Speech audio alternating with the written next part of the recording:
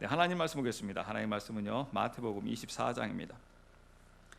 마태복음 24장 36절부터 말씀 보겠습니다. 마태복음 24장 36절부터 말씀 봅니다. 그러나 그날과 그 시각은 결코 아무도 알지 못하나니 하늘의 천사들도 알지 못하고 오직 내 아버지만 아시느니라. 오직 노아의 날들과 같이 사람의 아들이 오는 것도 그러하리라. 홍수 이전 시대에 노아가 방주로 들어간 그날까지 그들이 먹고 마시고 장가가고 시집가고 하면서 홍수가 나서 그들을 다 쓸어버릴 때까지 알지 못하였나니 사람의 아들이 오는 것도 그러하리라. 그때 두 사람이 들어있을 터인데 하나는 붙잡혀가고 다른 하나는 남겨질 것이요 두 여자가 방앗간에서 맷돌을 갈고 있을 터인데 하나는 붙잡혀가고 다른 하나는 남겨지리라.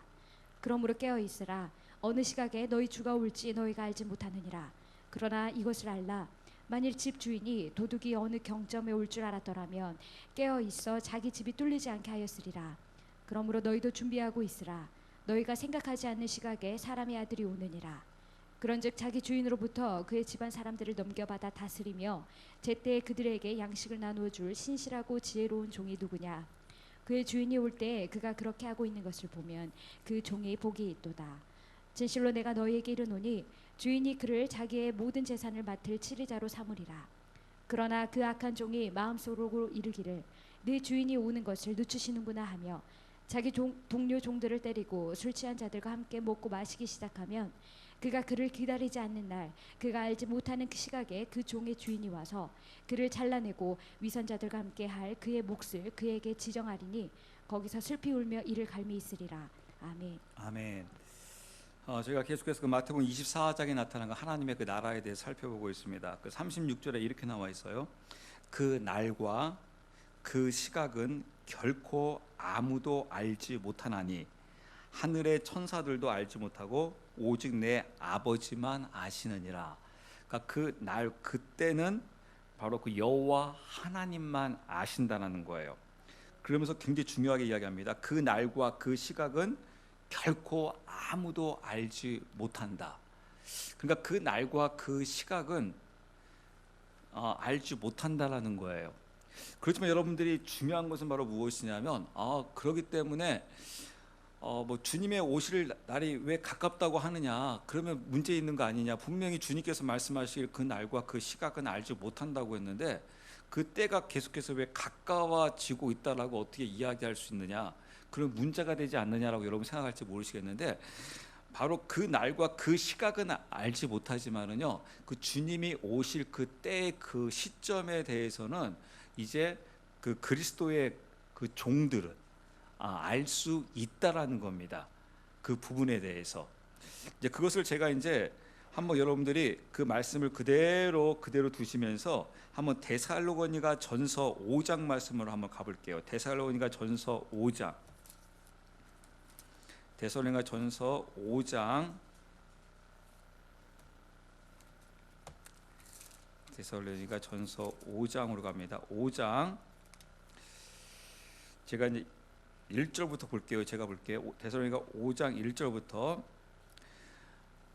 다 피셨습니까? 데살로니가전서 5장 1절 말씀 보시게 되면, 그러나 형제들아 그때와 그 시간에 관하여는 내가 너에게 쓸 필요가 없나니 2절 주의 날이 밤에 도둑같이 이르는 줄을 너희 자신이 완전히 아느니라. 그러니까 주의 날이 밤에 도둑같이 임한다라는 거예요. 도둑같이 임한다. 그러면 3절에 뭐라고 되어 있냐면요, 그들이 평안하다. 그러니까 이제 누군가의 입에서 평안하다, 안전하다 하고 말할 그때에 아이벤 아이에게 해산의 고통이 임하는 것 같이 갑작스러운 파면이 그들에게 임하나니 그들이 피하지 못하리라. 그러니까 뭐 안전하다, 평안하다, 뭐 주님의 때는 알지 못하니까 여러분 그건 우리에게 중요한 거 아닙니다 라고 하면서 그냥 그 주님의 그 날이 임하는 거에 대해서 별 관심 없이 살았을 경우에는 파멸이 그들에게 임한다라는 겁니다. 그래서 4절 말씀 보시게 되면, 그러나 형제들아 너희는 어둠 속에 있지 아니한즉, 그러니까 너희는 어둠 속에 있지 아니한 자라는 거예요. 어둠 속에 있지 아니한 자들은 그 날이 도둑같이 너희에게 덮치지 못하리라. 그러니까 지금 어둠에 있지 아니한, 이걸 반대로 하게 되면 빛의 자녀라고 할 수 있겠죠. 요 빛의 자녀들에게는 그 날이 도둑같이 덮치지 못한다는 겁니다. 그러니까 이 말은 꼭 무슨 말이겠습니까? 빛의 자녀들은, 즉 그리스도의 종들은, 신부들은 안다라는 거예요. 알기 때문에 준비한다라는 겁니다. 전혀 알지 못하게 되면 준비하지 아니할 거 아니겠습니까? 그런데 알고 준비하는 것과 모르고 그냥 닥치는 거하고는 여러분 어마어마한 차이가 있는 것을 볼 수가 있습니다. 특히 여러분 저희가 우리나라에 대해서 굉장히 깨어서 기도해야 되는 것을 볼 수가 있어요. 지금 우리나라가 지금 굉장히 심상치 않은 상태의 지금 이모저모로 하나님께서 우리에게 그 적신호를 보여주고 있는 것을 볼 수가 있습니다. 또는 자연을 통해서 이 지진이라는 것을 토대로 해가지고 지금까지 우리나라 역사상 이런 큰 지진이 우리나라에 임하지 아니했음에도 불구하고 그런 지진들이 나타나고 있는 것을 볼 수가 있고요. 또 이번에 태풍으로 인해서 굉장히 또 피해가 크고요. 또 어제 뉴스에서 깜짝 놀랄 일이 발표가 되어졌습니다. 지금 미국이 아니라 북한에서 로켓을 쏘려고 하는 것에 대해서 미국이 선제 타격을 가할 수 있다라고 이야기를 했습니다. 또 얼마 전에 이미 미국의 국방 장관 이 카터라고 하죠. 이 카터 이 사람은요 자기가 국방장관이 안 되려고 했습니다. 왜냐하면 내가 국방장관이 되어 있을 때 어떤 전쟁에 관련된 부분에 있어서 중요한 결정을 하게 되는데, 그런 중요한 결정을 하게 되게 되면 나의 그 결정으로 인해서 누군가 죽게 되기 때문에 나는 국방장관을 전혀 하고 싶지 않다. 그럼에도 불구하고 하도 지금 정부가 그 사람에게 국무장관을 하라고 해가지고 우리나라 치게 되면 국방부 장관이죠. 이 국무장관이 됐습니다. 그 사람이 뭐라고 발표했냐면요, 지금 이 북한의 이 핵을 이거 보면서 이것은 절대 게임이 아니다. 이제 얼마든지 그 전쟁에 돌입할 수가 있다. 그래서 이 부분에 대해서 이제 그것을 공격하려고 하게 되면, 북한을 공격하게 되려고 하게 되면 가장 이제 방해가 되는 게 중국이기 때문에 중국에 이미 중국하고 미국하고 합의를 보았다라는 거예요. 어떠한 합의를 보았냐면, 이제 중국에서 무엇을 허락했냐면, 좋다, 하려면 해라. 단 너희가 이 북한에 있는 핵과 김정은은 제거해도 좋다. 그러나 미국 군대가 북한에 거주하지는 마라. 너희들이 핵을 제거하고 김정은을 제거하는 것까지는 우리 중국도 허락하겠다. 그러나 미국이 군대가 거주하는 것은 안 되고 제거한 이후에 모든 권한은 우리 중국에게 넘겨달라. 너희들이 그것을 허락한다고 하게 되면 얼마든지 너희들이 북한에 있는 핵을 제거하기 위해서 공격하고 김정은을 제거하는 것에 대해서는 우리는 그 부분에 대해서 허락하겠다. 그래서 여러분 미국에서도 계속해서 이제 그런 부분에서 경고성의 말들이 나옵니다. 우리들이 언제든지 선제 타격할 수 있다, 공격할 수 있다, 제거할 수 있다. 그런 말들이 계속해서 조금씩 우리 서민들의 속에서 계속해서 들려지고 있는 것을 볼 수가 있어요. 그러니까 지금 그런 부분에 있어서 우리나라가 이 전쟁이라는 이런 부분에 지금 자유롭지 아니한 그런 상태에 있는 것을 볼 수가 있습니다. 이제 그런 것들은 바로 무엇입니까? 제가 무엇을 말씀드리려고 하는 거냐면, 이렇게 나라가 큰 위기에 빠지기 이전에, 전쟁이라는 것이 나기 이전에 신호탄이 있다는 겁니다. 신호들이, 신호를 감지하는 사람이 있고 감지하지 못하는 사람이 있다는 거예요. 신호를 감지하고 준비하는 자가 있고, 그거를 전혀 신호를 무시하고 그냥 살다가, 예전에 여러분 우리나라가 한번 일본한테 대통당했잖아요.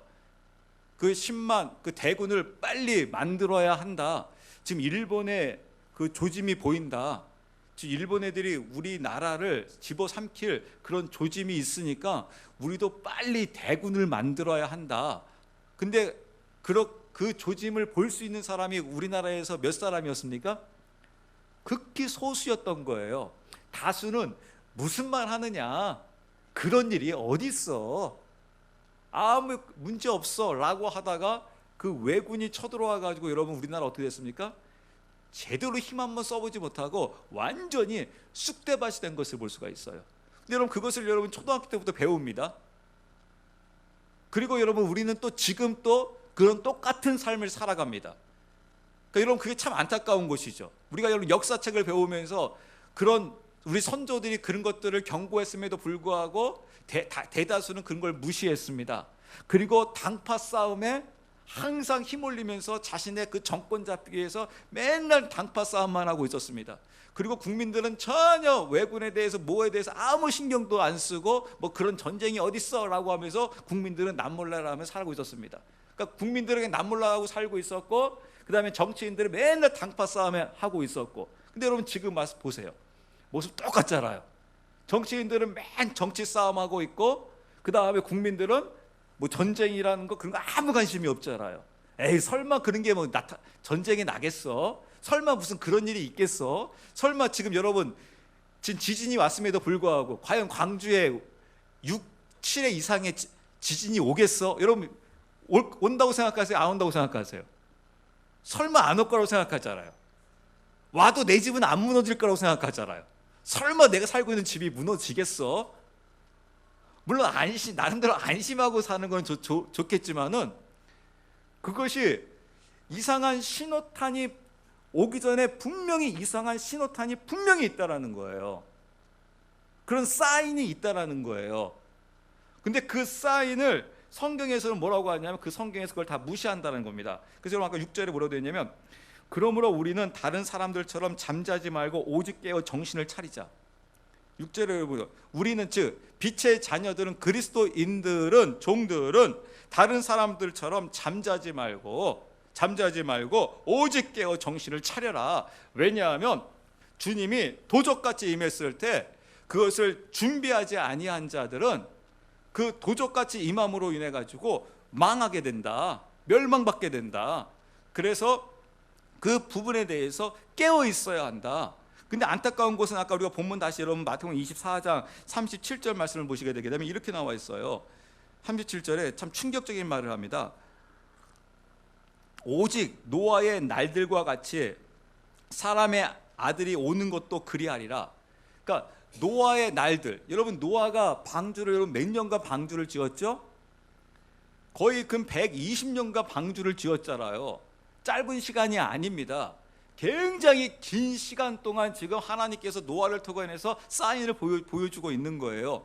곧 큰 비 온다. 곧 이 땅이 망하게 된다. 멸망당하게 된다. 빨리 돌이켜라. 빨리 준비하라. 라고 하면서 120년간을 보여줬어요. 120년간을. 근데 그 주님이 오시는 때도 그리한다라는 거예요. 노아의 그 시절처럼 하나님이 그렇게 사인을 보여주고 있는데 무슨 일이 생기냐면 38절 말씀 보시게 되니까 홍수 이전 시대에 노아의 방주로 들어간 날까지 그들이, 그러니까 방주로 들어가는 그 순간까지 사람들이 먹고 마시고 장가가고 시집가고 하면서 그로 인해 39절에 홍수가 나서 그들이 다 쓸어버릴 때까지 알지 못하였나니 사람의 아들이 오는 것도 그리하리라. 노아의 방주로 들어갈 때까지도 사람들은 몰랐다라는 거예요. 지금 망하게 되는데 곧 죽게 되는데도 불구하고 그것을 모르고 있다라는 거예요. 모르고 있는 이유가 바로 무엇이냐면, 그래서 여러분 이 마지막 때까지는 재밌는 게 뭐냐면요, 먹는 장사 계속 잘 됩니다. 여러분 마시는 장사도 계속 잘 돼요.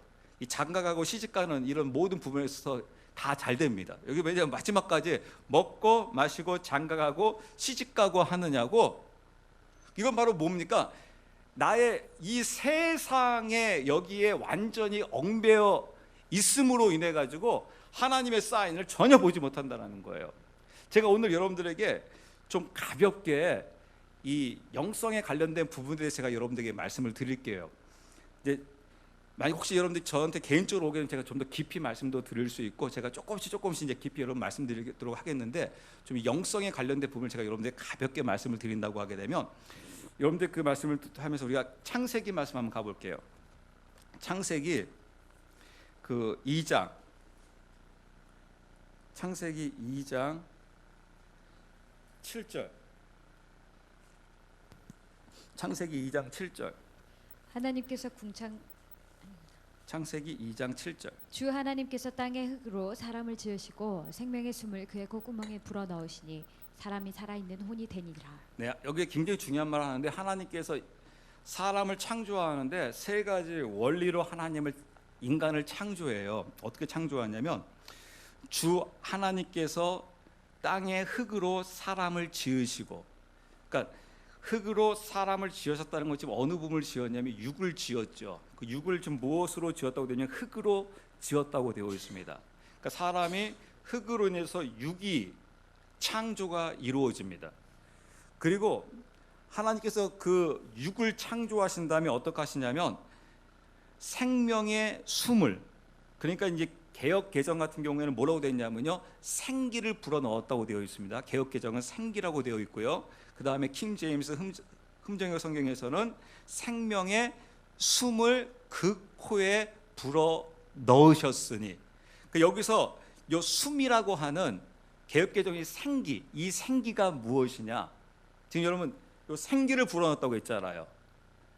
그러니까 우리가 이제 이 영의 에서 모르는 분들은 그냥 이렇게 가볍게 이야기해요. 그냥 생명을 불어 넣었다. 근데 이제 그것은 조금 가볍게 하는 식이고, 여기서 생기를 불어 넣었다는 것은 바로 무엇이냐면 이 레샤마라고 하는 바로 영을 불어 넣은 거예요. 하나님의 이 영을, 하나님의 영. 그래서 하나님의 형상으로 인간을 창조했다. 그건 바로 뭐야? 하나님의 이 영을 불어 넣은 겁니다. 그러니까 이 영 안에 이제 하나님께서 뭐 하고 계시냐면, 하나님이 어디에 계시느냐라고 하게 되면 이 영 안에 계신 거예요. 영 안에. 제가 나중에 여러분들에게 영이 깊다, 영이 깨어 있는 게 무슨 말이냐라고 하게 되면 나중에 여러분들이 이것을 이제 나중에 좀 말씀을 드릴게요.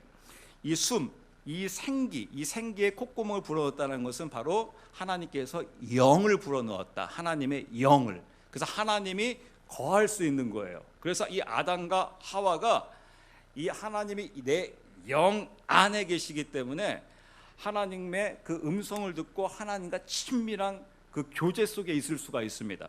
왜냐하면 이 인간의 영 안에 바로 그 하나님의 그 임재가 있기 때문에. 그러면서 여러분 그 다음 중요한 말을 합니다. 불어 넣으셨으니 사람이 살아있는 혼이 되니라. 이제 킹 제임스 성경에서는 혼이라고 나와 있고요. 그 다음에 개역 개정에서는 생명이 된지라라고 되어 있어요. 그러니까 이 영을 불어 넣으니까 사람이 어떻게 되냐면요, 살아있는 무엇이 되었다고요? 혼이 되었다라는 거예요. 혼.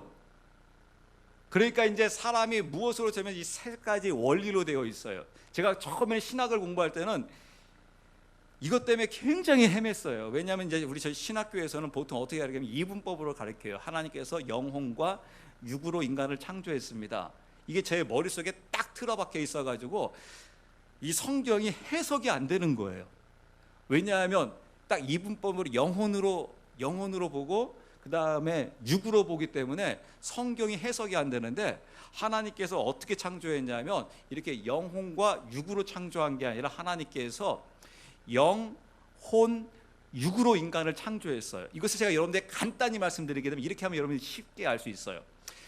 하나님께서 동물도 창조했어요. 그러면 여러분 동물은 여러분 동물이 육이 있다라는 건 다 인정하시죠? 그럼 여러분 동물에게는 혼이 있을까요, 없을까요? 혼이라고 하는 건 뭘 혼이라고 하냐면 지정의를 혼이라고 합니다. 지정의. 그러면 여러분 동물에게는 혼이 있을까요, 없을까요? 동물에게 육만 있을까요? 아니면 동물에게도 혼이 있을까요? 그럼 제가 간단히 설명해 드릴게요. 또 동물 여러분 IQ, 지적인 부분, 이 지식이 있어요, 없어요? IQ가 있어요, 없어요? 여러분 동물도 여러분 침팬지 같은 경우에 70, 80의 지능이 있다고 합니다. 그 동물도 여러분 훈련시키면 여러분 어떻게 합니까? 이 마약 탐지견, 오히려 기계보다도 마약 탐지견을 더 잘하고요. 그 다음에 이 장님 되신 분들 훈련시키게 되면 여러분 이 개가 기가 막히게 인도해 줍니다. 육만 있으면 여러분 이 지식이 없으면 그걸 습득할 수가 없죠. 그러니까 동물도 여러분 지적인 부분이 있어요. 그 다음에 감정이 있습니까 없습니까 여러분? 동물도 여러분 슬퍼하고 눈물도 흘리고 웃기도 하고 다 합니다 여러분. 그 다음에 다 있어요. 때로는 동물도 여러분 자기 주인을 위해서 죽습니다. 그리고 의지를 가지고 여러분 끝까지 찾아갑니다. 몇 킬로 되는 것도요 자기 몸을 다 그냥 불살라가면서 찾아가고요, 주인이 물에 빠졌을 때 갑니다. 얼마 전에 여러분 김종필 씨 그 부인, 그분이 돌아가셨잖아요. 그분이 이제 저희 집이 키우는 그 장모 치아와를 키웠다고 하는데 제가 들은 말이에요. 키웠는데 그 개가 죽고 난 다음에 그 개도 죽었답니다. 금식하면서 슬퍼가지고 주인이 죽었다는 것 때문에 슬퍼가지고 아니 그 개도 죽었대요. 그 여러분 이 동물도 여러분 지정의가 있어요. 얼마나 이것이 많이 발달됐느냐 덜 발달됐느냐 그 차이점 뿐이지 지정의가 있어요. 그 여러분 동물도 여러분 혼이 있습니까 없습니까? 동물도 혼이 있어요. 그럼 여러분 동물하고 여러분 우리하고 똑같은 겁니까 여러분? 동물도 혼이 있어요. 육이 있어요. 차이점이 딱 하나예요. 동물에겐 유일하게 없는 게 하나가 있어요. 그게 바로 무엇입니까? 영입니다. 영. 그러니까 이 영을 뭐라고 하냐면 이 영을 네샤마 지성소라고 하는 거예요. 그래서 여러분 이 영, 이 지성소, 그래서 이 중요한 게 바로 무엇이냐면 이 혼에, 그래서 여러분 아까 말씀드린 대로 인간에게만 유일하게 하나님께서 그 코에 생기를, 즉 숨을 불어넣으사, 즉 영을 불어넣으사 인간이 어떻게 됐다고요? 살아있는 혼이 되었다. 그러니까 이 혼의 원래 고향이 여러분 어디겠습니까? 혼의 고향이 영이에요. 혼의 고향이. 그래서 자꾸 이 혼은 본향으로 가고 싶어 해요. 왜냐면 본향이 어디냐면 영입니다. 근데 여기서 이게 이제 참 중요한 게 바로 무엇이냐면, 그래서 어떻게 보면 이 혼은요 마치 꼭 중립적인 역할을 해요. 어떤 역할을 하냐면 이 혼은 가만히 있다가 영이 딱 통치하고 영이 지배하기 시작하게 되면 이 혼은 딱 영에게 붙어요. 그런데 이 영이 딱 가려지지 않습니까? 그러면 이 혼은요 딱 육에 붙어버려요. 그것을 제가 이제 여러분들에게 이제 알려드릴게요. 이것을 제가 여러분들 조금 더 쉽게 말씀드린다고 하게 되면 한번 마태복음 16장 가서 제가 여러분 조금 쉽게 말씀을 드릴게요. 마태복음 16장.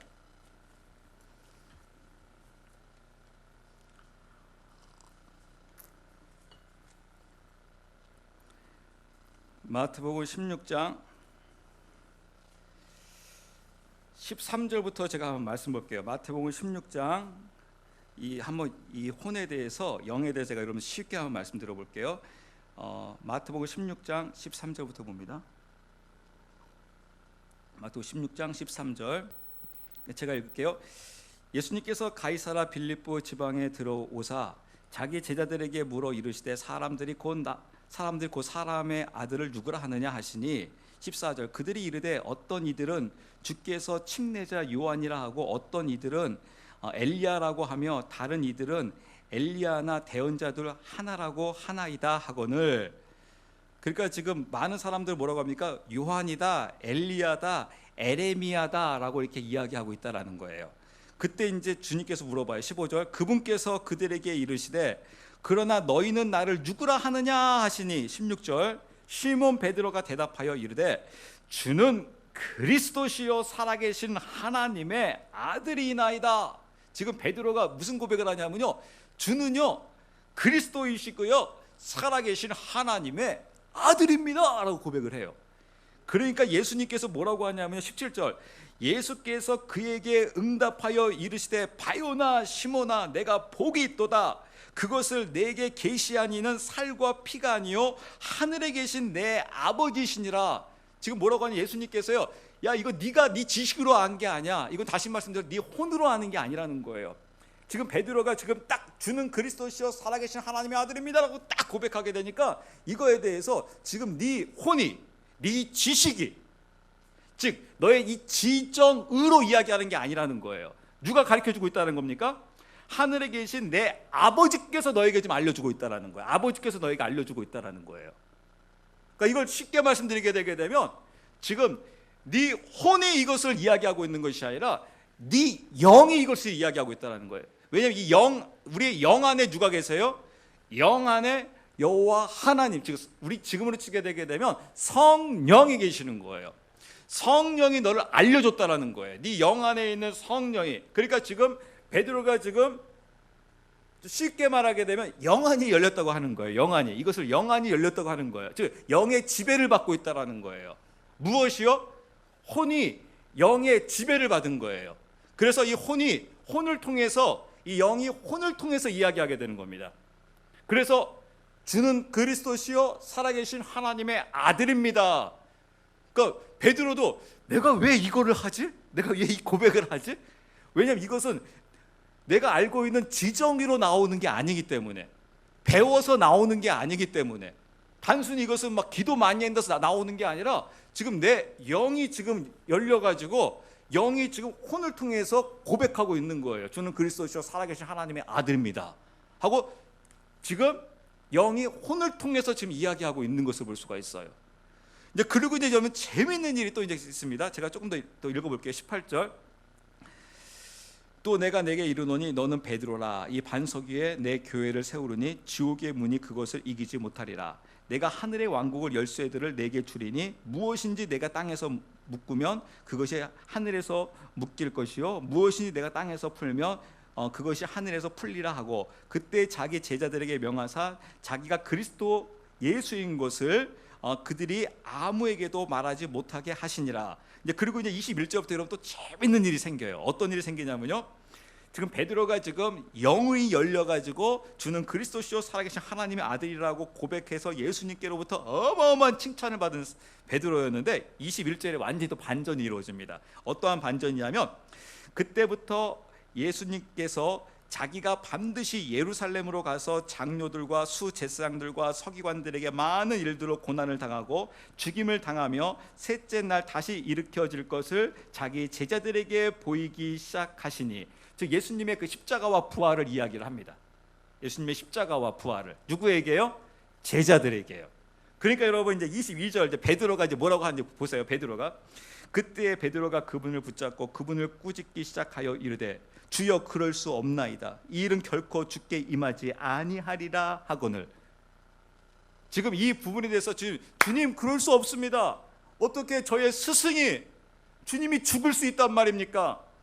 주님 죽을 수 없어요. 그런 일은 결코 주님에게 일어나지 아니할 거예요. 그건 말도 안 돼요. 제가 기어코 그 목숨을 걸고 해서 제가 막을게요. 이러면 어때요? 여러분 이 말이 여러분 굉장히 멋있지 않습니까? 여러분 제자로서 해야 할 말 아니에요, 여러분? 자녀로서 해야 할 말 아니겠습니까, 여러분? 제가 오늘 여러분 오전에 말씀드렸죠. 이 혼이 어디에 붙느냐에 따라서 이 혼이 완전히 우리 생각에 쓰레기가 될 수도 있고 너무나도 귀한 보석가치도 될 수 있다라고요. 그래서 여러분 우리 생각에서 그냥 나오는 것은, 즉 영안이 열리지 아니하고 우리의 생각에서 나오는 것들은 어떤 일이 벌어지는지 여러분 보세요. 지금 여러분 봤을 때 여러분 베드로의 이 고백에 여러분 문제가 있어요, 없어요? 주님이 죽을 수 없습니다. 너무 멋지잖아요. 여러분 이러면 여러분 오늘 혼낼 거 아니에요. 여러분 부모님이 내 자녀한테 내가 죽게 됐다. 아이고 할렐루야 잘 죽으세요. 됐네요 드디어. 드디어 됐어요. 어유 어머니 죽으셔는 안 되세요. 제가 어떻게 살릴 거예요? 서울대병원이고 미국 하버드까지 제가 보내서라도 어떻게든 살릴 거예요. 여러분 그런 자녀가 멋있는 자녀입니까? 됐어요. 잘 죽어요. 그럼 여러분 부모님 뭐라고 하겠습니까? 누구 따게 때리겠어요? 또 이게 스승과 제자 사이에서요.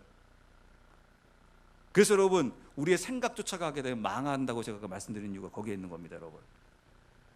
22절에 그 다음 말씀에 여러분 답이 나옵니다. 이제 그 말씀 보시게 되면요, 23절에 그분께서 돌이키사 베드로에게 이르시되 사탄아, 베드로에게 이렇게 합니다. 사탄아, 너는 내 뒤로 물러가라. 너는 내게 실족거리니라. 내가 하나님에게서 난 일을 좋아하지 아니하고 사람에게서 난 일을 좋아하는도다라고 하시면서 사단아 물러가라고 합니다. 지금 베드로에게 지금 두 일이 발생해 버렸어요. 한 번은 주는 그리스도시요 살아계신 하나님의 아들입니다라고 했을 경우 예수님께서 이야 기가 막히다. 근데 이것은 너의 지정이 혼이 이야기하는 것이 아니라 바로 하늘에 계신 아버지께서 너에게 알려주고 있다. 즉 그가 영으로 지금 이야기하고 있어요. 영으로. 그러다가 바로 예수님의 십자가와 부활 사건을 예수님께서 이야기하시게 되자 그가 지금 그의 혼으로 이야기를 하고 있어요. 즉 그의 지정의로 이야기하고 있어요. 그렇게 되자 하나님께서 뭐라고 이야기합니까? 사단아 물러가라는 거예요. 사단아 물러가라. 왜 제가 아까 마태복음 24장 말씀보다 이것을 말씀드리냐면요, 우리가 그리스도 안에서 우리의 영이 열리지 아니하게 되게 되면 이 세상에 아까 먹고 마시고 장가가고 시집가는 게 이게 우리의 모든 전부로 보여지기 때문에 주님이 오셔도 그때를 알 수가 없다라는 거예요. 그거에 자체에 관심 갖지 않는다는 겁니다. 왜냐하면 아까 말씀 우리 혼은 어느 쪽에 있느냐에 따라서 이게 기가 막히게 붙어버린다고요. 그래서 이 혼은 항상 무엇을 대적하냐면 우리 육은 항상 이 영을 대적해요. 그래서 영을 대적하기 때문에 영이 가는 것을 원치 않습니다. 그래서 여러분, 그런데 문제는 바로 무엇이냐면 그러면 육을 그대로 쫓아가게 되어 있어요. 그래서 육적인 생각을 하게 되고 육이 원하는 대로 그대로 쫓아가게 되면 결국엔 그것은 멸망이라는 겁니다. 내가 아무리, 그래서 여러분들 잘 아셔야 되는 게 바로 무엇이냐면, 그래서 이 영적인 사람이라는 게 바로 무엇이냐, 제가 구약에서 여러분들이 저한테 진짜 영적으로 깊은 사람을 한번 뽑아보시오 라고 하게 되면 저는 그 중에 만약에 세 사람을 뽑으라고 한다면 저는 누구 뽑을 수 있냐면요, 모세와 다니엘과 전 다윗을 세 사람을 뽑을 수가 있어요. 그러면 이게 성경적인 근거가 있어야 돼요. 무슨 근거로 이야기를 하느냐, 여러분들이 영이 깨어있다는 것은 바로 무엇이냐, 여러분들 옆에 보시게 되게 되면 아까 말한 대로 영에 누가 있다고 했어요. 영에 하나님의 임재가 있다고 했잖아요. 여러분 성막을 보게 되면요, 하나님이 어디에 계세요? 지성소에 하나님이 계시잖아요. 지성소, 레샤마, 영, 하나님이 계신다. 그래서 영이 깨어있다는 것은 바로 무엇이냐면 하나님과 만나는 자예요. 즉 지성소로 들어가는 자예요. 지성소로 들어가는 자가 영이 깨어있다라고 하는 거예요. 영이 깊다라고 이야기하는 겁니다. 그래서 여러분 우리가 이번 수요일 날 그 레위기서 말씀을 보았는데 하나님께서 이 대속죄를 맞이하여서 이렇게 이야기를 합니다. 아론에게 이야기하기를, 아론은 대제사장이에요. 이 대제사장은 지성소에 들어갈 수 있는 거예요. 즉 지성소에 들어갈 수 있다는 건 누구를 만날 수 있다는 거냐면 하나님을 만날 수 있다는 거예요. 근데 아론에게 이렇게 이야기해요. 얼마 전에 그 레위기 10장에 이렇게 나와 있습니다. 너의 아들 두 아들 나답과 아비후가 있었지. 근데 그 나답과 아비후가 그 성소로 들어가서 이상한 불을 들임으로 인해서 내가 그들을 죽여버렸다. 그러니까 여러분 거기서 나답과 아비후가 이 성소에서 이상한 불을 드려요. 그 성경에서는 이상한 불이라고 되어 있어요.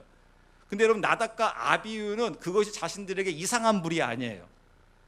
제가 여러분들에게 한번 구분해 보라고 할게요. 여러분 불도 이상한 불이 있고 정상적인 불이 있어요?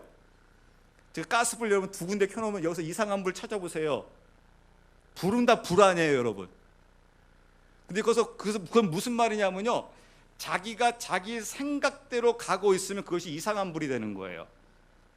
즉 우리가 볼 때는 다 똑같은 불이에요.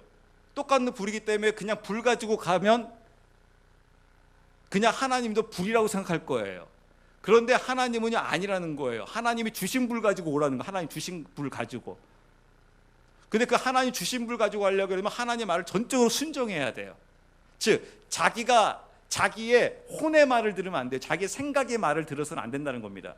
누구의 말을 들어야 하냐면 내 영에서 말하고 있는 말을 들어야 돼요. 내 영에서 말하고 있는 거는 하나님이 주신 불을 가지고 오라는 거예요.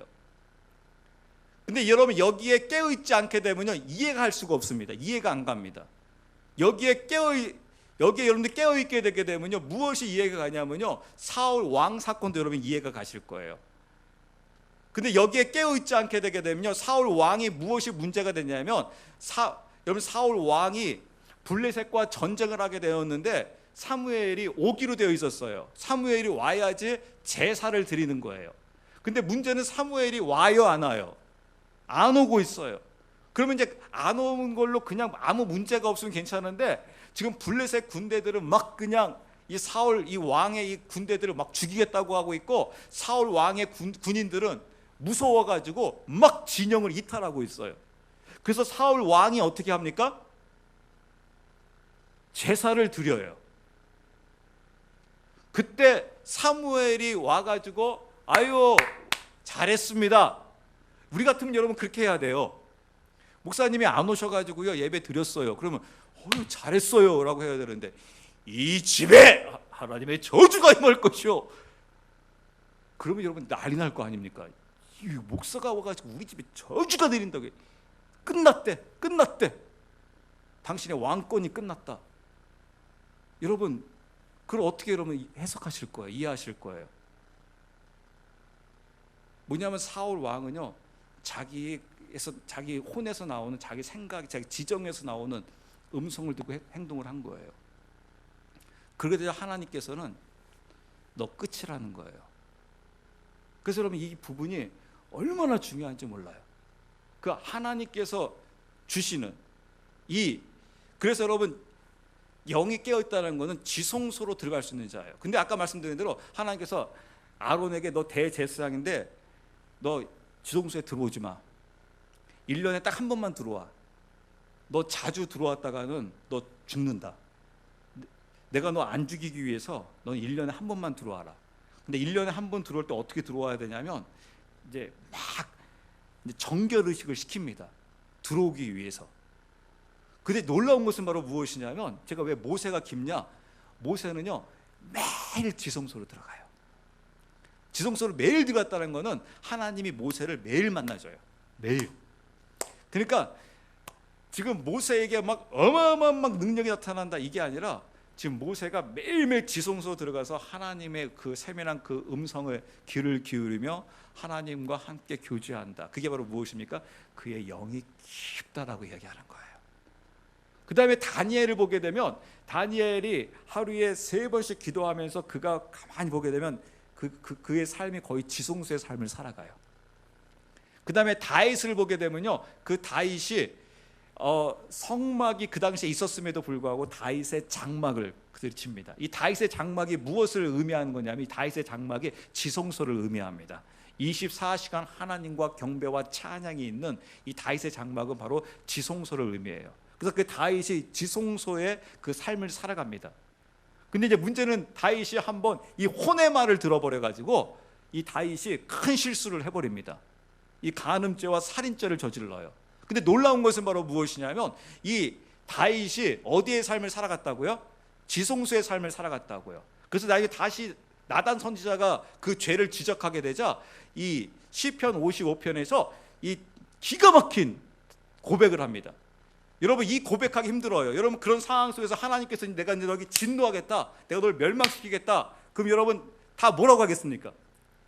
주인 저 멸망시키지 말아주세요. 그리고 네 재산 싹 끌어갈 거다. 다 어떻게 하겠습니까 여러분? 하나님 한 번만 봐주고 이 재산도 좀 있게 해주시고 다 할 거예요. 다윗은 뭐예요? 왕이에요. 제발 이 왕권만은, 이 재산만은, 그거 다윗은 아무 관심이 없어요. 다윗이 여러분 무엇 놓고 한 가지만 놓고 간절히 기도해요. 주님 저에게 있는 거 다 걷어가 줬습니다. 성령만 걷어가지 마소서. 왜냐하면 자신의 생명은 내 영 안에 있는 성령이에요. 이게 걷어가면 난 끝이다, 난 끝장나는 거다. 그래서 다윗이 그때는 자기 육에 있는 게 아무 관심이 없어요. 근데 여러분 영이 깨어있지 않은 사람들은요 다 지금 어디 쪽에 다 두고 삽니까? 이 육의 모든 걸 두고 삽니다. 그래서 육의 모든 걸 두고 살기 때문에 환경이 어떠냐에 따라 가지고 내 혼이 막 흔들려 버려요. 그래서 여러분 환경이 어땠을까? 그래서 이건 믿음이 아니에요. 환경이 어떠냐에 따라서 환경이 좋으면 막 믿음 좋은 것처럼 행동할 수 있습니다. 할렐루야, 모든 거 다 할렐루야, 다 잘 되네요, 좋습니다. 그러다가 여러분 갑자기 막 어려움이 임하면 또 어떻게 될까요? 그냥 막 수심에 잠기고 막 잠수 타고 막 난리가 아니에요. 그냥 그 전까지는 모든 거 다 그냥 해보겠다라고 그냥 주님 말씀만 알아서 어디든지 가오리다 다 했다가 환경이 어려워지게 되게 되면 그냥 다 끝이에요. 그냥 그리고 막 금방 잠수 타버리고. 그래서 막 그 일기예보가 그냥 막 좋았다가 낮이 됐다가 그냥 화창한 데 됐다가 소나기 왔다가 그냥 비바람 불었다가 그냥 비바람 불으면 어떻게 해요? 푹 잠수 탔다가 그냥 막 밴드에다가 막 카톡에다가 그냥 외로워요, 슬퍼요, 나를 찾지 말아요 하면서 막 쓰고 그냥 막 갑자기 사진 다 지워버리고 모든 글씨 싹 지워버리고 그냥 나 지금 잠수 탄 걸 막 보여줘요. 그냥 막 그러다가 또 좋은 일 있으면 다시 또 막 사진 다시 또 카톡에 막 올리고 막 활짝 웃고 막 기쁘고 즐겁고 막 해요.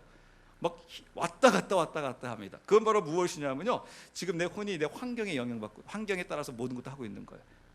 근데 그 영에 그 영향받고 있는 자 어떻습니까? 하나님이 들려오는 그 세밀한 음성에 귀를 기울이고 있어요. 때로는 환경이 어려운데 세상 기뻐요. 그리고 힘이 돼요. 소망이 생겨요. 막 용기가 솟아나요. 왜 그렇습니까? 성령이 들어오는 그 세밀한 음성을 듣습니다. 그래서 그 지성소로 들어가고 있는 그 삶, 그게 여러분 영이 깨어 있는 거예요.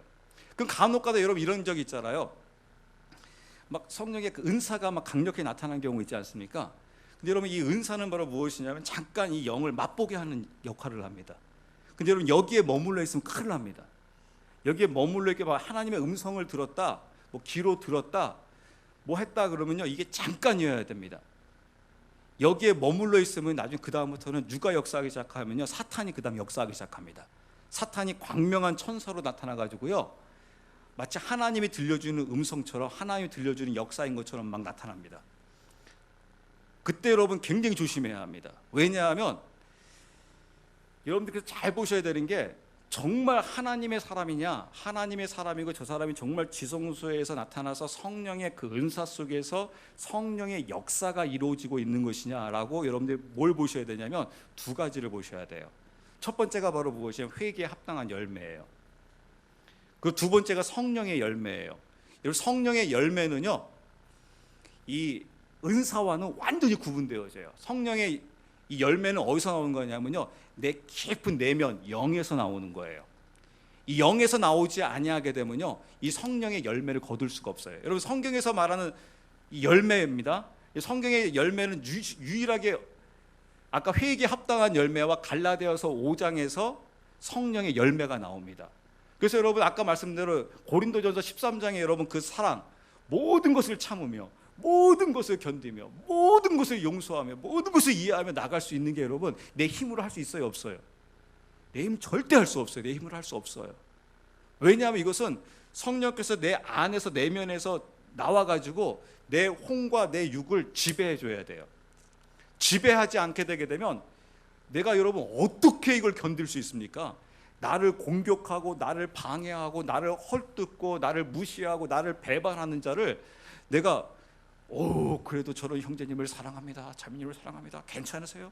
저에게 마음껏 돌을 던지세요. 그럼 제가 오른쪽 때렸습니까? 그 왼쪽 밤도 때려주세요. 저의 겉옷을 제가 속까지 벗어드릴게요. 주님 저에게 문둥병을 주세요. 그런 것들을 이러면 어떻게 합니까? 내 힘으로는 못해요. 잠깐 의로운 척 하는 건 못합니다. 정말 내 안에 내면에서 이 영에서 성령께서 나에게 불러 일으켜야지 이것을 제압할 수 있고 내 육을 제압할 수 있고 내 영을 제압할 수 있어요.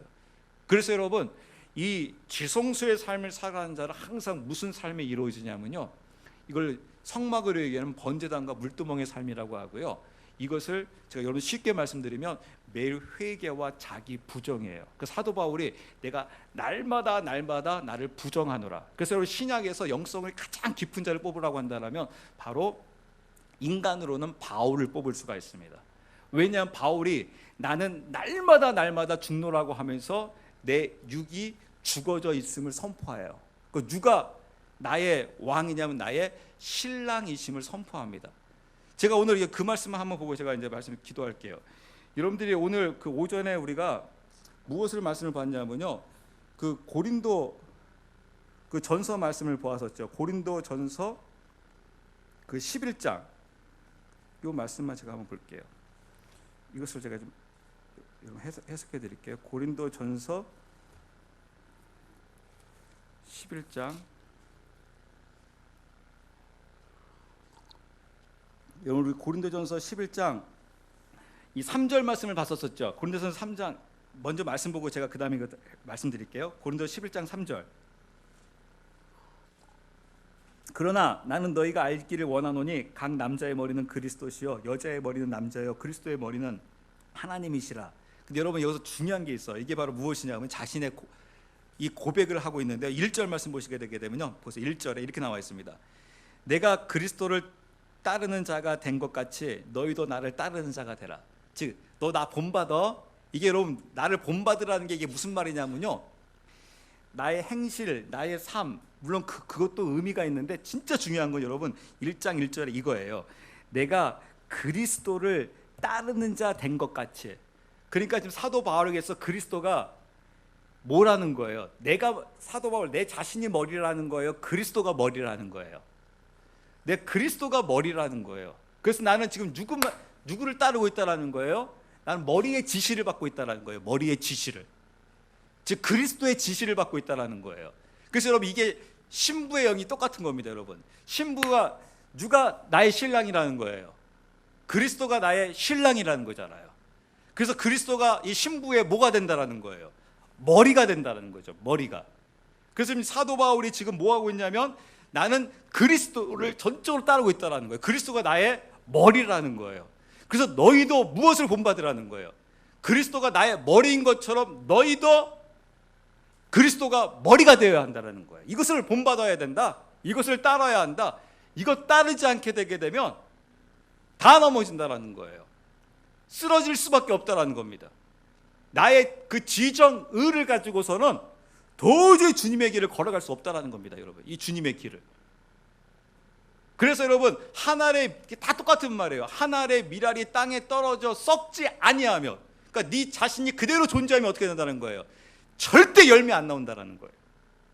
썩어져야 한다라는 거예요. 썩어져야 하는 건 뭐예요? 죽어져야 한다라는 거예요. 그러니까 네가 나를 쫓아오려거든 너의 십자가를 짊어지고, 그거 바로 뭐예요? 네가 죽어져야 한다라는 거예요. 구약부터 신약부터 똑같아요. 구약에서 제사 지낼 때 여러분 절대 살아서 번제단에 올라갈 수 없어요. 반드시 죽어져야 돼요. 곡식은 완전히 갈아져야 돼요. 산채로 갈 수가 없습니다.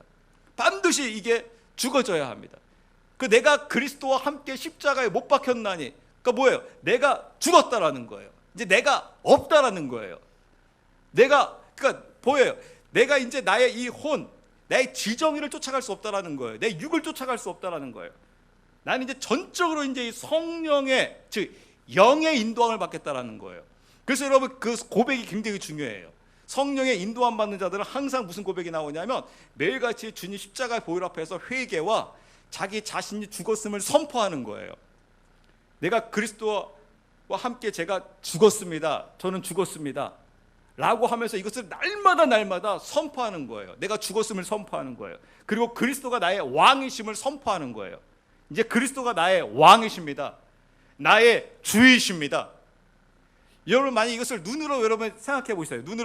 여러분들이 아침에 일어나가지고 아내 되신 분이 남편에게 딱 무릎 꿇고 저는 죽었어요. 당신이 나의 왕이에요. 왕이시여, 주인이시여, 회사 잘 다녀오세요. 왔습니다. 왕이시여, 오셨습니까? 저는 왕의 말에 전적으로 순종하겠습니다. 일단 그 선포가 이루어져야 돼요. 그러니까 바로 그리스도에게 그 선포가 이루어지는 거예요. 내가 죽었습니다. 그리스도시여, 저를 통치해 주세요. 저를 인도해 주세요. 그러면 제가 그리스도의 말에 전적으로 순종하며 나가겠나이다. 그러면 여러분 아까 그 은사들이 어떻게 됩니까? 그 은사들이 나중에는 너무나도 아름답고 귀하게 쓰임 받게 돼요. 그런데 그 은사를 가지고 아까 말씀대로 회개와 자기를 내려놓는 자리로 가지 않게 되잖아요. 그래서 여러분들이 잘 아셔야 되는 게, 여러분 은사가 귀하지 않다라는 게 아닙니다. 항상 이 은사가 내가 회개와 나를 부정하는 자리로 가가지고 그가 바로 이 영인 지성소의 삶으로 들어가게 되게 되면 그 사람을 통해 가지고 이 은사들이 너무나도 아름답고 귀하게 쓰여져요. 근데 지성소로 들어가지 못하면서, 즉 어떻게 보면 뜰에 머물러 있으면서 무엇을 보았다, 뭐 들었다, 뭐 했다 하게 되게 되면 여러분 나중에 이게 큰일 납니다. 여러분 그런 사람들한테 가서 절대 여러분 기도받으면 안 됩니다. 왜냐하면 그런 사람들 우리가 뭐라고 하냐면 능력자라고 해요. 그러니까 능력자라고 해가지고 그 능력자들이 앞에 그 사람들 여러분이 제압을 당하시는데요. 사실은 여러분 그 능력자 중에서 진짜 아까 말씀드린 대로 지성소의 삶을 들어가서 그런 멋진 그 능력의 삶을 살아가면 괜찮은데, 많은 분들은, 그러니까 다수가 아닙니다. 이 소수의 분들은 그런 멋진 그 주님의 일꾼으로서 바울처럼 베드로처럼 나중에 멋진 하나님의 일꾼으로서의 삶을 살아가게 되는데, 많은 다수자들은요 영적으로 보았을 때는요 진짜 얕은 자입니다. 깊은 자가 아니라 정말 얕은 자인데, 얕은 자 앞에 가가지고 고개 숙이고 마치 그 사람이 능력자인 것처럼 어디로 갈까요? 서로 갈까요? 동으로 갈까요? 하면서 하고 있는 그 모습들을 보게 되게 되면 사실 여러분 굉장히 우스운 일입니다. 왜냐하면 성경에서 여러분들이 잘 아셔야 되는 게 바로 무엇이냐면, 성경에서 환상을 봤다, 예언을 한다 하게 되게 되면 성경에서 무엇을 보고 있는지 아십니까? 서쪽으로 가라 동쪽으로 가라 그런 게 아닙니다. 그 민족이 어떻게 이루어지는지 빨리 하나님께로 좀 돌이켜서 어떻게 가야 하는지 그 방향을 보고 환상을 보고 예언을 하고 대언을 하고 있는 겁니다. 그런데 여러분들이 때로는 우리 눈앞에서 뭐 고개 짝 숙여가지고 뭐 이쪽으로 가라 저쪽으로 가라 뭐 이쪽으로 집어넣어라 저쪽으로 집어넣어라, 그런 환상과 그런 예언들은요 어떻게 보게 되면 만약 설사 성령이 만약 역사하셨다 하더라도 빨리 이것을 토대로 해가지고 빨리 다른 자리로 가라, 빨리 이제 깊은 자리로 가라라고 잠깐 확신을 주고 있는 것 뿐이지 그게 깊은 것이 아니다라는 겁니다. 그래서 우리의 눈이 이것을 볼 수 있는 눈이 생겨야 돼요. 내가 직접 나도 이제 지성소로 들어가면서 그래서 우리가 그 하나님의 세밀한 음성을 들을 수 있어야 돼요. 그래서 여러분 중요한 것 중에 하나가 바로 뭐 제가 결론 내린다고 하게 되면, 이런 목회자도 마찬가지고요. 이런 목회자가 진짜 뭐에 바빠야 되는지 아십니까? 이런 목회자가 분주하면 안 돼요.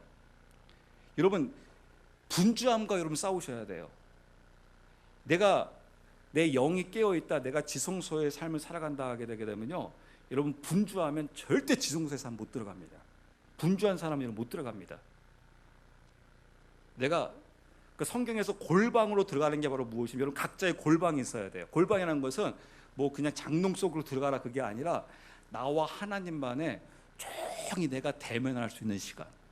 그래서 여러분 정말 영성 깊은 자들은요 그 하나님의 세밀한 음성을 듣게 됩니다. 근데 그 세밀한 음성이 막 분주한 상태에서 여러분 들려지는 게 아니에요. 하나님과 나와의 깊은 골방으로 들어가서 조용히 하나님과 나 사이에 있어서 내가 내 죄가 거룩해지고 그러면서 그 하나님의 세밀한 음성을 듣게 됩니다. 그래서 지금 현대인들이 가장 무서운 이 사단의 방해거리가 바로 무엇이냐면 분주함이에요. 분주하게 됐을 경우 그는 나중에는 목회자도요 분주하게 되면요 그는 이제 지금 서서히 지금 무엇을 하고 있냐면 영이 지금 닫혀가고 있다고 생각하면 좋습니다. 목회자랄지라도 아무리 그가 지금 막 뭐 미국 뭐 필리핀 어디로 그냥 막 집회하면서, 왜냐하면 목회자가 그것 때문에 속을 수가 있어요. 나는 오늘은 부산 가서 내일은 서울 가서 그 다음 날은 필리핀 가서 그 다음 날은 미국 가서 내가 집회하고 있어. 그래서 하나님의 집회를 하고 있기 때문에 성령의 역사가 내게 굉장히 강력하게 역사하고 있을 것이다 라고 하면 천만의 말씀이야. 절대 아닙니다. 오히려 그런 시간이 많아질수록 그 목회자는 나중에 내면 들여다보세요. 그리고 그가 솔직히 고백하는 거 들어보세요. 뭔가 답답하다는 걸 느끼게 하거든요. 이상하게 답답해. 예배 인도하고 있는데 답답해. 같이 막 통성 끼고 하는데 답답해. 그게 바로 무엇이냐면요 하나님과 1대1의 깊은 그 골방의 그 시간이 있어야 돼요. 목회자도 그 골방에 시간이 있어야 되고, 여러분 각자가 그 골방에 그 시간이 있어야 돼요. 그 시간이 없으면 절대 이 하나님의 깊은 내면의 음성을 들을 수가 없어요.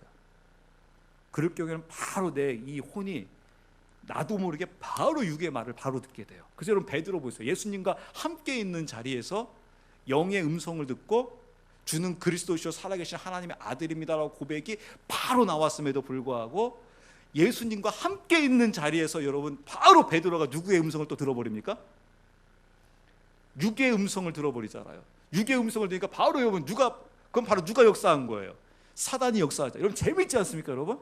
사단이 지금 영에 깨어서 영의 말을 하고 있고, 그 자리에 지금 예수 그리스도가 있어요. 지금 베드로 같이 있는데 누가 역사하고 있어요? 그 자리에서도 사단이 역사할 수 있잖아요, 여러분. 사단이 사실은 사단이 역사 못해야 되지 않습니까? 그나마 베드로가 그냥 다른 사도랑 이야기하면서 그랬다라면 그래도 좀 영빨이 약하니까 좀 그럴 수 있을 거야 라고 생각하겠지만은, 지금 예수님과 함께하고 있잖아요. 예수님과 함께하고 있는데도 사단이 역사할 수 있잖아요, 여러분. 그래서 여러분 항상 우리가 내가 지금 영적인 말을 하고 있어도 계속해서 무엇을 살펴야 됩니까? 이게 하나님께서 말씀하시는 건지 사단이 이야기하고 있는 건지. 때로는 기도도 여러분 우리가 음성 들을 때도요, 이게 성령이 나에게 말씀하고 있는 것인지 사단이 지금 나에게 지금 이야기하고 있는 것인지 구분할 수 있어야 한다고요. 그래서 여러분들이 내가 하나님이 역사한 거라고 하면 어느 자리로 가게 되면요, 나를 거룩한 자리로 가게 해요. 그러나 바로 사단이 역사하게 되면요, 내가 하나님의 음성을 들었다 하더라도요, 내 육을 가지고 어디로 가냐면요, 거룩을 무너뜨리는 자리로 갑니다. 여러분 예배 끝나고 이제 지금 조심하셔야 됩니다. 예배 끝나고 여러분들이 지금 성령님의 인도함 받았다고 여러분 좀 같이 막 기도했어도요, 이 육이요 금세 나를요 이 혼을 이끌고요 육의 자리로 가게 할 겁니다. 여러분 보세요. 분명히 제가 예언을 합니다. 순식간입니다, 여러분. 그리고 나도 금방 거기에 인도함 받고 있을 겁니다. 내 생각과 내 육이요 금방 거기에 빠져들게 되고 거기에 넘어지게 되고요. 그리고 그걸로 해서 내가 공허함을 느끼게 되고요. 그래서 여러분 우리가 항상 이 부분에 있어서 내가 정말 깨어 있으려고 그리스도 안에서 내가 몸부림쳐야 합니다. 왜냐하면 내 혼이 그것을 몸부림쳐서 나가야 하기 때문에 그래요. 그래서 우리가 여러분 같이 기도하기 원하는 것은요, 주님 그렇습니다.